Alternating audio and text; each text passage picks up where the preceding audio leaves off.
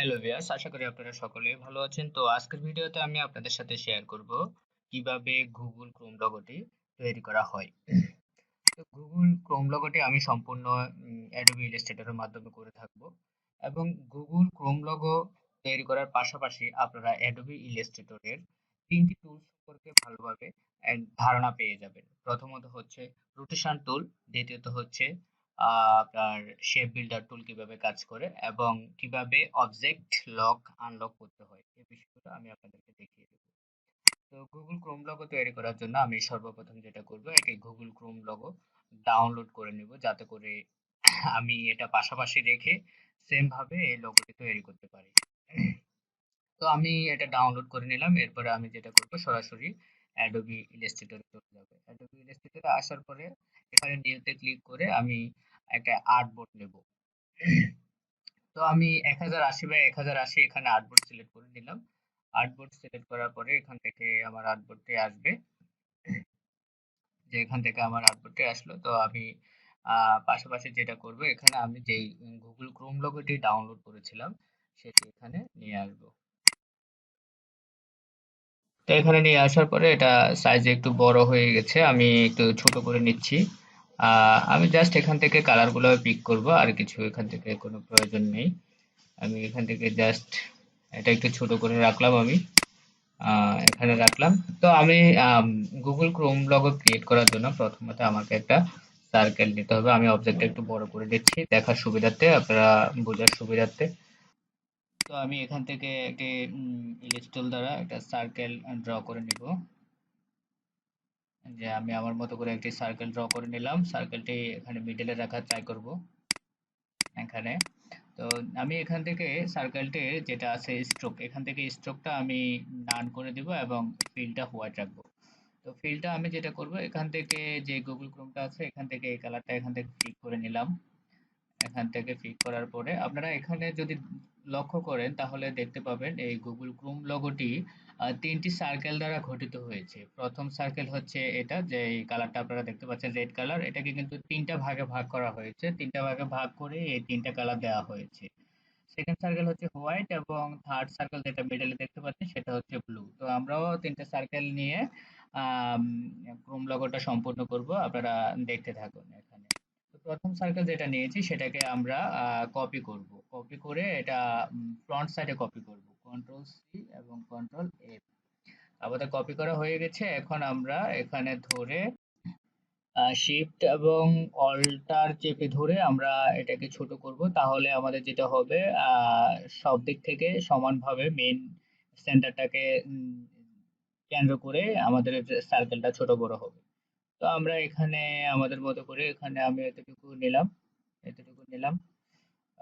Sorry, একটু ভুল হয়ে গেল, আমি পুনরায় নিচ্ছি আবার। শিফট এবং অল্টার চেপে ধরে এতটুকু নেওয়ার পরে আমি এটাকে হোয়াইট কালার দিয়ে দিলাম। এখান থেকে আমি সম্পূর্ণ ক্রোম লগো লগো থেকে আমি কালারগুলো পিক করতেছি, যাতে করে আমাদের হুবহু একটা লগো হয়ে থাকে। তো আমরা এটাকেও সেম ভাবে কপি করব। কপি করে কন্ট্রোল এফ দিব, যেহেতু ফ্রন্ট সাইডে করতে চাই। তো সেম ভাবে শিফট এবং অল্টার চেপে ধরে আমরা এটাকে ছোট করব আমাদের পরিমাণ মতো, যতটুকু প্রয়োজন ডিজাইনটা সুন্দর হয়। ছোট করে এটাকেও আমরা সেম ভাবে মিডল কালার দিয়ে দিব। এই যে আমরা অলরেডি ৩টা সার্কেল তৈরি করে ফেলেছি এবং মিডলের কাজ আমাদের শেষ হয়ে গেছে। এখন আমরা যেটা করব, আর সেটা হচ্ছে আমরা যখন ডিজাইনটা করতে যাব তখন কিন্তু আমাদের অবজেক্ট গুলো নড়াচড়া করবে, তখন কিন্তু আমরা ভালোভাবে কাজটা করতে পারবো না। এই জন্য আমরা যেটা করব, মিডলে যে দুটো সার্কেল আছে সম্পূর্ণ দুটাকে লক করে রাখবো। তো লক করার জন্য আমাদেরকে যেটা করতে হবে, কন্ট্রোল টু চাপ দিতে হবে। কন্ট্রোল টু যখন চাপ দিব আমাদের মিডলে দুটো যে অবজেক্ট লক হয়ে গেছে। তো এখন আমরা ফার্স্ট অবজেক্টটাকে নিয়ে কাজ করব এবং ৩টা কালার কিভাবে দিতে হবে, কিভাবে ৩টা ডিভাইড করতে হবে, আমরা এই জিনিসগুলা জানবো। তো এখন আমাদেরকে ৩টা ডিভাইড করতে হলে এটাকে ৩টা ভাগে ভাগ করতে হবে। ৩টা ভাগে ভাগ করার জন্য আমাদেরকে প্রথমে যেটা করতে হবে, এখান থেকে পেন টুল নিয়ে এখান থেকে আমরা মিডল বরাবর সেন্টারে রেখে, আমি একটু জুম করে নিচ্ছি আপনাদের বোঝার সুবিধার্থে। সেন্টারে ক্লিক করলাম, ক্লিক করার পরে আর শিফট চেপে ধরে আপনারা একদম এতটুকু পর্যন্ত আসবেন। এখানে আপনারা এই যে ইনসার্ট দেখাচ্ছে, এখানে ক্লিক করবেন, ক্লিক করে বাইরে চলে যাবেন। অবশ্যই শিফট ধরতে হবে, শিফট যদি না চাপ দেন তাহলে কিন্তু আপনাদের লাইনটা আঁকা বাঁকা হওয়ার সম্ভাবনা বেশি থাকবে। কিন্তু আপনি যখন শিফট ধরে এখানে লাইনটা টানবেন তখন আপনার সোজা হওয়ার সম্ভাবনা 100% থাকবে। তো আমি নিয়ে নিলাম এখান থেকে, আমি ফিলটা অফ করে দিচ্ছি। ফিলটা অফ করে আমরা স্ট্রোকটা দিয়ে দিচ্ছি এখান থেকে। তো আমি এটা কালো রাখার চেষ্টা করতেছি, কারণ লালের উপর কালো ভালো দেখাবে। তো এটা কিন্তু এখনো অ্যাক্টিভ আছে। এখান থেকে আমি সিলেকশন টুলে ক্লিক করে দিলাম। এই যে দেখুন এখানে আমার কিন্তু একটা ভাগ হয়ে গেল। এখান থেকে আমি এখন কি করব, এটাকে তিনটা ভাগে ভাগ করব। তো তিনটা ভাগে ভাগ করার জন্য আমাদেরকে যেটা করতে হবে, এটাকে রোটেশন টুলের সাহায্য নিতে হবে এখান থেকে।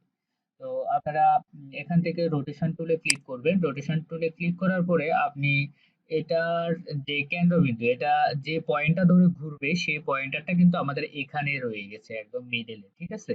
তো আমরা এখান থেকে যেটা করব, আমরা যে স্থান ধরে আমরা ঘোরাতে চাই, হ্যাঁ, আমাদের যে লাইনটা আছে এটাকে আমরা মুভ করব যে স্থান ধরে, সেই স্থানে এখানে রেখে মাউসটা অল্টার চাপ দিয়ে এখানে আমরা ক্লিক করব। ক্লিক করার সাথে সাথে আমাদের এখান থেকে এই পয়েন্টারটা, রোটেশন পয়েন্টারটা এখানে চলে আসছে। তো আমরা জানি পুরো সার্কেলটা 360 ডিগ্রি হচ্ছে, 360, এটাকে আমরা তিনটা পার্ট করব। এখানে আমরা দেখতে পাচ্ছেন, এখানে যদি দেখেন, লক্ষ্য করেন, আমি একটু আপনাদেরকে দেখানোর ট্রাই করি। এখানে আপনারা দেখেন এখানে তিনটা পার্ট আছে, ঠিক আছে? যে হলুদ, লাল এবং সবুজ, তিনটা পার্ট রয়েছে এখান থেকে। তো আমরা যেটা করব, এখান থেকে এটাকে ঘোরানোর ট্রাই করব। আমি আরেকবার একটু চেষ্টা করি। এখান থেকে যেহেতু 360 ডিগ্রি, আমরা যেটা করব তিনটা পার্টে সেটাকে 120 ডিগ্রি দ্বারা ঘোরানো হবে। 120 ডিগ্রি তিন দিয়ে যদি আমরা সেটাকে গুণ করি তাহলে আমাদের 360 হয়ে যায়। তো এখানে প্রিভিউ দিয়ে রাখবো, এখানে কপি দিব অবশ্যই। এই যে দুটো পার্ট হয়ে গেছে, এখান থেকে কন্ট্রোল T। এই যে আমাদের তিনটা পার্ট হয়ে গেল। এখন আমরা যেটা করব, তিনটা পার্টকে সিলেক্ট করব, সিলেক্ট করে আমাদের এখানে রোটেশন টুলের কাজ এখানেই শেষ। এখান থেকে আমরা শেপ বিল্ডার টুলে যাব। শেপ বিল্ডার টুলটা সিলেক্ট করে আমাদের যে বাইরে যেগুলো আছে, এই যে বাইরে আমরা যে সমস্ত অতিরিক্ত লাইনগুলো পড়ে গেছে এগুলো আমরা রিমুভ করে দিব। এগুলো রিমুভ করার জন্য আমাদের এখানে আপনারা দেখতে পাচ্ছেন পয়েন্ট একটা প্লাস হয়ে আছে শেপ বিল্ডার টুল সিলেক্ট অবস্থায়। তো প্লাস থাকলে সবসময় অ্যাড করবে, আর মাইনাস থাকলে সবসময় মাইনাস হবে, বাদ পড়বে আর কি। তো আমরা যেহেতু বাইরের যে লাইনগুলো আছে এগুলা মাইনাস করব, সেহেতু আমরা এখান থেকে অল্টার চাপ দেবো, কিবোর্ড থেকে অল্টার চেপে ধরে এখানে মাইনাস আসবে, এখানে জাস্ট এখানে ক্লিক করে দিব লাইনগুলোর উপরে, এখান থেকে চলে যাবে। তো আমাদের অলরেডি হয়ে গেছে এখান থেকে।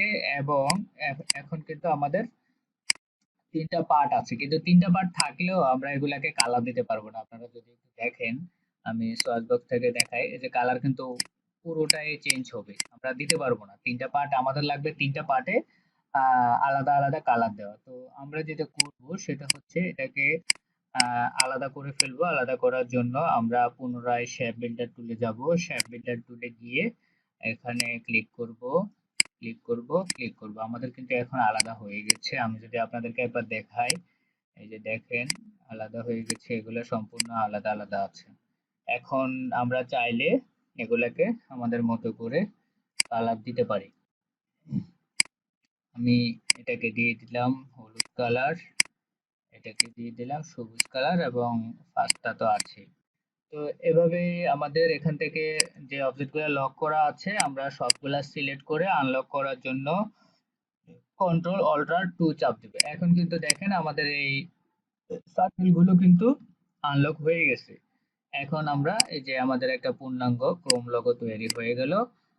এভাবেই আসলে গুগল ক্রোম লোগোটা তৈরি করা হয়। এবং গুগল ক্রোম লোগো তৈরি করতে গেলে আপনারা আরো কয়েকটা বিষয়ে ধারণা পেয়ে যাবেন। যেমন শ্যাপ বিল্ডার টুল কিভাবে কাজ করে আমি আপনাদেরকে দেখিয়েছি। শ্যাপ বিল্ডার টুল দ্বারা আপনারা কোনো কিছু অ্যাড করতে পারবেন, কোনো কিছু ডিভাইড করতে পারবেন, এবং কোনো কিছু বাদ দিতে পারবেন শ্যাপ বিল্ডার টুল দ্বারা। এবং রোটেশন টুল দ্বারা আপনারা যে কোনো কিছুকে ঘোরাতে পারবেন মুভ করার জন্য। আপনারা যেমন ওয়াচ আইকন এরকম ধরনের বিভিন্ন ধরনের লোগো তৈরি করার জন্য কিন্তু রোটেশন টুলটা আপনাদের খুব কাজ দেবে। তো ভিউয়ার্স, আজকে এতটুকুই ছিল। আপনারা আশা করি বুঝতে পেরেছেন। যদি বোঝাতে কোনো সমস্যা হয়ে থাকে কিংবা বুঝতে কোনো সমস্যা হয়, আপনারা অবশ্যই কমেন্ট বক্সে কমেন্ট করবেন, এবং আপনারা যদি আমার চ্যানেলে নতুন হয়ে থাকেন চ্যানেলটি সাবস্ক্রাইব করে পাশে থাকবেন, এতে করে আপনারাই উপকৃত হবেন। ধন্যবাদ সকলকে। আল্লাহ হাফেজ।